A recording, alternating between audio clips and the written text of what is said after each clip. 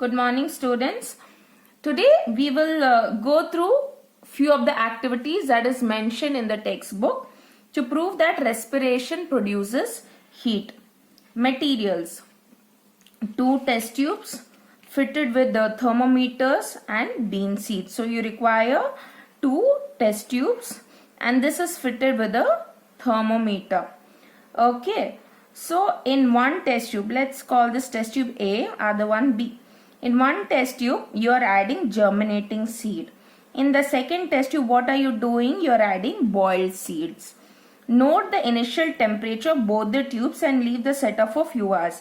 So you have to note down the initial temperature. After few hours, record the temperature. After leaving it for few hours, then you are recording the temperature. What is the observation? Temperature in the test tube containing germinating seeds. Containing germinating seed increases while that in the second remains the same. So in the first test tube which had germinating seeds, there was an increase in temperature while that in the second remains the same. There is no change in the temperature. Why is it so? Because in first test tube the seeds are respiring, because of which heat is generated during that process. Whereas we had killed the cells in the second test tube, we had boiled it. That's why it is not respiring. Conclusion: this shows that heat is generated during respiration. Rate of respiration, very simple activity. You can do it at home and find out.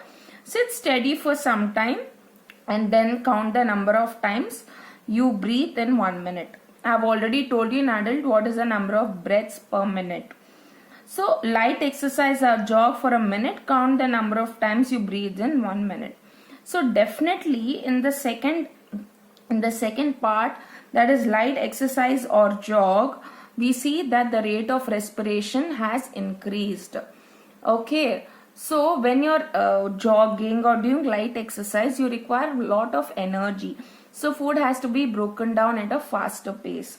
So rate of respiration is also increasing. So more oxygen is being consumed so that food can be broken down, so that energy is released. To show anaerobic respiration by yeast, what you need? Test tubes, live yeast, glucose, oil, lime water.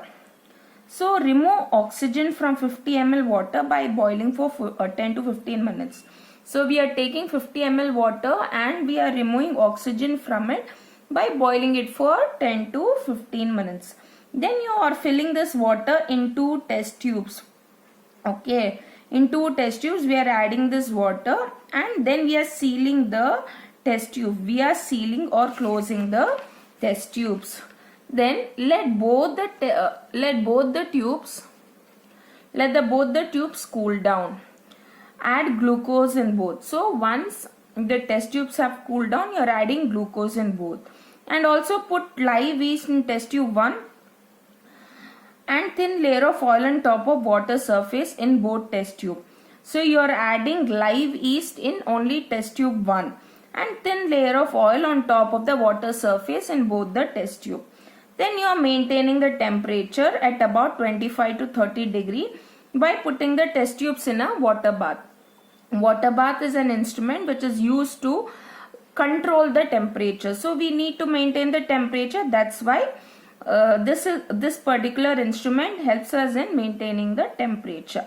Then what you are doing to each glass tube, you are actually inserting a bent glass tube in each tube with the other end dipped in lime water. So this has got lime water and the other one has got the solution water with glucose and oil on top.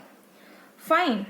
Similar setup is also there for test tube 2.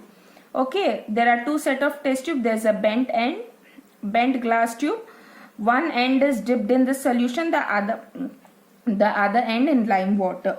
Now let's see what happens in test tube 1 and 2. Bubbles are emanating or they are being formed from test tube 1 with colorless gas escaping from it. We know carbon dioxide is being released during anaerobic respiration. That is a colorless gas. This gas passes through lime water through that bent tube and it turns milky. This shows that live yeast has respired even in the absence of oxygen to produce carbon dioxide. Therefore, anaerobic respiration has taken place. Students, why do we add oil in both the tubes? We add so that the oxygen does not enter the water. Okay, we are preventing oxygen from entering, mixing it with water. And yeast is added in the first test tube. That's why we see carbon dioxide was released. Second test tube, there was no yeast. That's why there were no bubbles that were being formed. Hopefully these activities are clear to you.